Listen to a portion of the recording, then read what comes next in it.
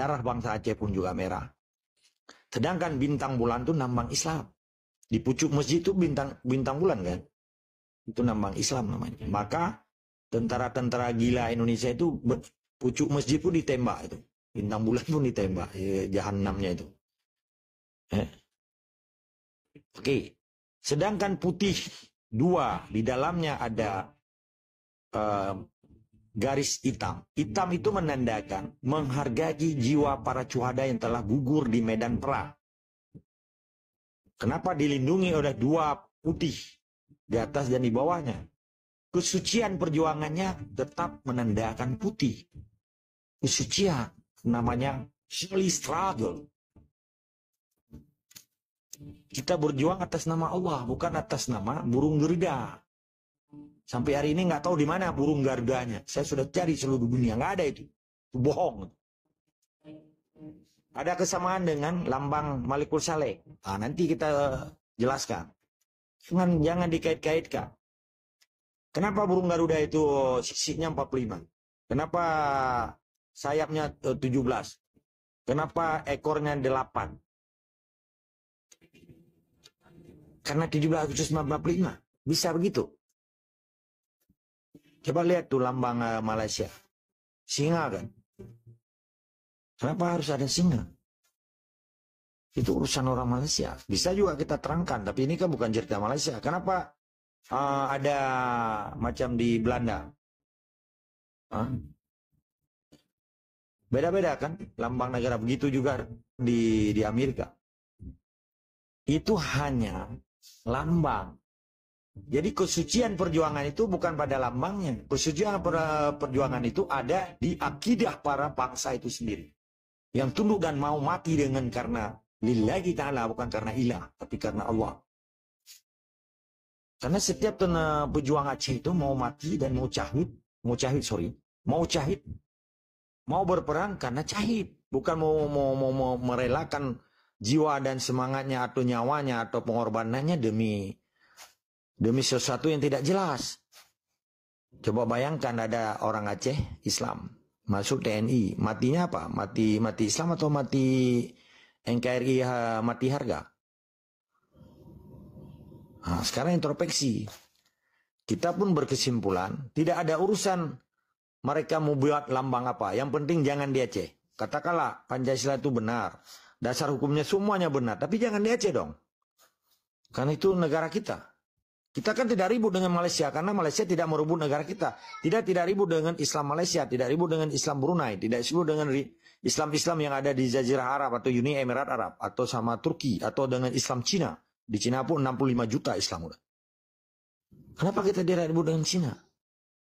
Karena mereka tidak merampok negara kita. Persoalan di Aceh adalah penjajah dan kemerdekaan. Agama hari ini menjadi dipolitisasi. Dibuat semacam dramatisir, sehingga hari ini pun sudah lahir berbagai bentuk-bentuk kelompok agama. Itu strategi proxy war yang dilakukan oleh penjajah Indonesia untuk menghantam orang-orang yang buta politik. Sehingga orang Aceh disibukkan dengan urusan agama. Pada persoalan agama sudah selesai sejak Nabi, khutbah terakhir, 10 Hijriah, hari Jumat ketika Nabi, khutbah terakhir Nabi di Makkah Mukarramah. Walaupun setelah Nabi wafat lahir 73 Islam. Tidak masalah karena akidah Islam tidak bertukar. Kecuali orang-orang yang menukar akidah di dalam Islam. Yang disebut dengan asyhadu an la ilaha illallah wa asyhadu anna Muhammadar Rasulullah. Sedangkan Islam di Aceh, Ahlussunnah wal Jamaah, menerima semua bentuk imam yang keempat itu. Tetapi kenapa hari ini diributkan itu orang-orang yang tidak tahu persoalan Aceh.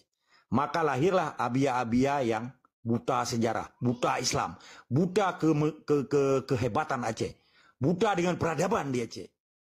Sehingga dia menjadi korban daripada politik Indonesia di Aceh. Sibuk dengan akhlak.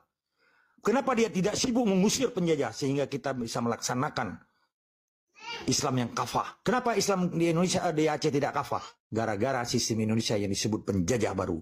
Demikian, terima kasih. Tetap semangat dan istiqamah.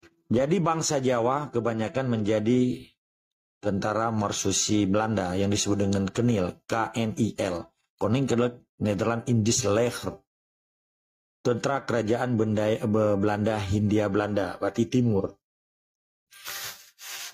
Jadi kenapa kita harus menceritakan sejarah kebangkitan perjuangan kembali yang dilakukan oleh pimpinan revolusioner Aceh, pimpinan Islam Aceh, wali negara Aceh yang ke-8, dan Presiden Aceh Merdeka. Ini penting karena itu merupakan tonggak sejarah ketika orang Indonesia menceritakan 17 Agustus 1945 sekalipun tidak diakui oleh Belanda, tidak diakui oleh dunia internasional. Kenapa mereka rayakan? Itu keyakinan mereka. Maka kita hari ini perlu kita kembali sedikit ke belakang untuk menceritakan bagaimana peradaban kronologi lahirnya Indonesia dan kenapa Indonesia menjadi pendatang baru di Aceh dan menjadi negara baru di Aceh, menjadi sistem baru di Aceh yang kita sebut dengan neokolonialisme baru, penjajah baru di Aceh. Kenapa disebut penjajah? Kenapa disebut kolonial?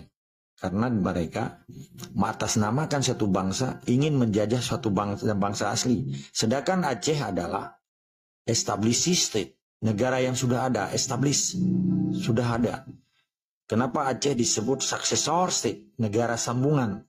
Nah, berdasarkan itu, apa peradaban Aceh yang sudah ada? Islam. Apa ideologi negara Aceh? Islam. Apa dasar hukum Aceh? Islam. Ditambah lagi dengan kanun Mukutalam al-Ashi. Kalau bahasa Arab asal luar negeri, Aceh itu disebut Ashi. Yang disebut apa maksud Ashi itu? Ya, bahasa orang luar disebut Aceh itu Ashi. Maka dasar hukum Aceh itu Islam, Quran, hadis, qiyas, dan ijma ulama. Jadi ditambah lagi dengan kanun Mukutalam yang berdasarkan Islam juga. Jadi pedoman dasar hukum Aceh itu tidak bisa digugat oleh siapapun. Karena jauh sebelum Amerika merdeka, tanggal 7 Juli 1777, begitu juga Belanda, jauh sebelum negara-negara tua di Eropa sudah ada Aceh. Maka disebut Aceh itu established, negara yang sudah ada. Jadi ketika Indonesia datang ke Aceh, setelah propaganda dunia, propaganda Perang Dunia Kedua, setelah konfigurasi tingkat tinggi menyangkut dengan kekuasaan Yahudi di dunia, maupun Yahudi Amerika, maupun Yahudi Eropa, diciptakanlah Indonesia. Indonesia merupakan negara baru yang lahir hasil konfigurasi jahat antara Yahudi ingin menghilangkan seluruh kerajaan Islam yang ada di Nusantara. Kenapa Islam? Masyarakatnya lebih banyak, mayoritasnya adalah Islam. Karena memang terdiri dari Kesultanan Islam jauh sebelum Belanda ada di Nusantara ini. Maka kenapa setelah Perang Dunia Kedua, seluruh Kesultanan Islam itu dibunuh raja-raja semua. Kecuali Raja Jawa yang disebut hari ini Hamengkubuwono yang ke-10. Kenapa mereka tidak ikut dan tunduk di bawah hukum demokrasi Indonesia? Sampai detik ini mereka mendirikan negara dalam negara sebenarnya. Apakah Indonesia mendirikan negara dalam negara Raja Jawa itu? Mereka tidak ada pilkada. Itu Hamengkubuwono ke-10 itu tidak pernah dipilih. Dan sistemnya semua wilayah tanah daerah istimewa Yogyakarta hari ini, walaupun bendera merah putih, karena bendera Indonesia itu bukan bendera Indonesia sebenarnya, bendera Belanda, dirobek putihnya pada tanggal 16 Agustus 1945 di Jalan Pengasingan Timur nomor 56. Pada saat sebelum itu dibentuklah BPUPKI berubah menjadi PPKI. Badan Persiapan Usaha Kemerdekaan Indonesia berubah menjadi PPKI, Panitia Persiapan Kemerdekaan Indonesia. Pada saat itu dirobek merah putihnya di gedung Yamato itu. Jadi sejarah ini penting. Apabila ada orang yang komplain, tidak perlu kita bilang sejarah lagi. Bagaimana dia cinta Muhammad, bagaimana cinta Nabi, bagaimana dia cinta kepada Allah. Kalau tidak belajar Islam. Maka kan jangan menjadi paradok, jangan sangat ironis. Ketika kita menceritakan sejarah peradaban bangsa Aceh, jangan cerita sejarah. Ketika kita tanya, kenapa Anda sholat? Kenal nggak sama Nabi? Enggak, jadi kenapa Anda cinta Nabi? Berarti Anda tahu dari mana Nabi? Berarti tahu dari sejarah. Maka sejarah bagian yang terpenting di dalam kehidupan suatu bangsa atau individual atau insani atau makhluk manusia sebagai perbandingan hidupnya, sebagai pegangan hidupnya. Kalau soal sejarah Aceh, itu alat untuk memperjuangkan hak bangsa Aceh, sejarah menjadi modal utama. Maka historis sangat penting. Itu merupakan modal. The capital, historis is the capital for our struggle. Artinya itu sejarah adalah senjata bagi para pejuang. Kalau Anda tidak tahu sejarah, maka kenapa Indonesia yang tidak memiliki sejarah, yang tidak memiliki peradaban, yang tidak memiliki bangsa, yang tidak memiliki undang-undang, tidak memiliki apa-apa, kenapa sudah ada? Coba tulis Anda Undang-Undang Dasar 45, Pancasila, dan lempar di situ. Jatuhnya kemana? Ke wilayah negara orang kan? Kalau dilempar di Pulau Jawa, jatuh ke negara Jawa. Ke negara Pasundan. Namanya dengan Raja Prabu Siliwanginya. Dengan Panglima Prabu Siliwanginya. Dengan Raja Pajajarannya. Begitu juga Demak dan seterusnya. Jadi apa legalitas Indonesia ada di Aceh? Nggak ada. Bendera pun orang punya. Yang ada TNI. Itu pasti. Rupiahnya.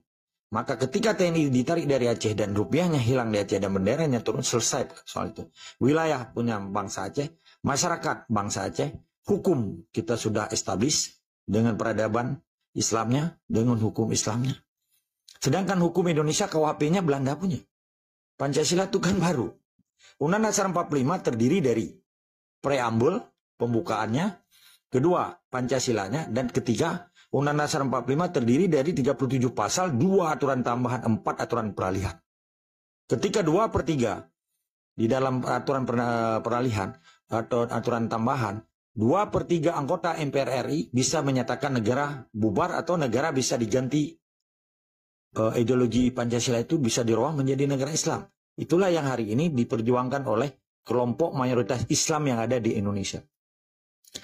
Yang anehnya, 2/3 lebih sudah dikuasai parlemen. Kenapa mereka tidak menuju negara Islam?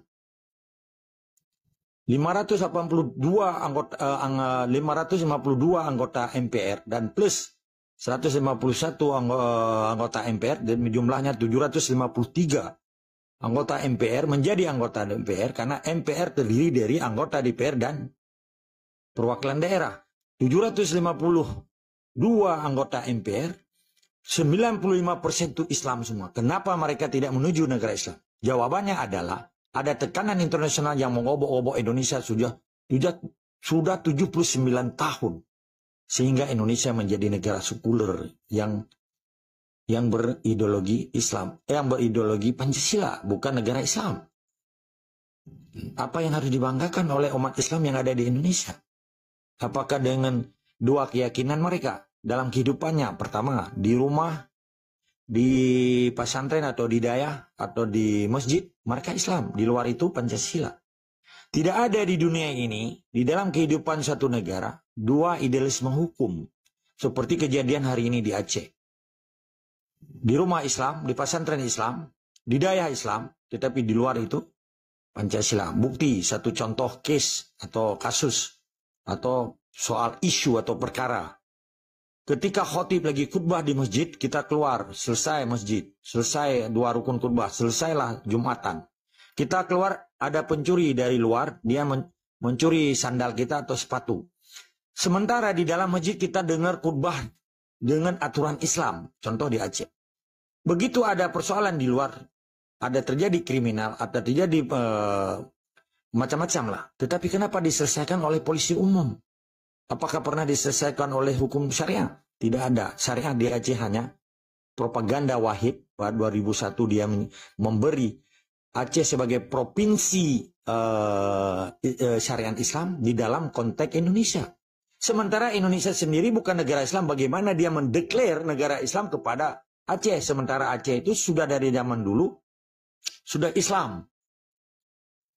Bukan Islam positif yang dinyatakan atas nama provinsi, tetapi Aceh menjadi negara Islam yang melindungi Islam, yang melindungi warga negara Aceh yang notabene-nya 100% Islam.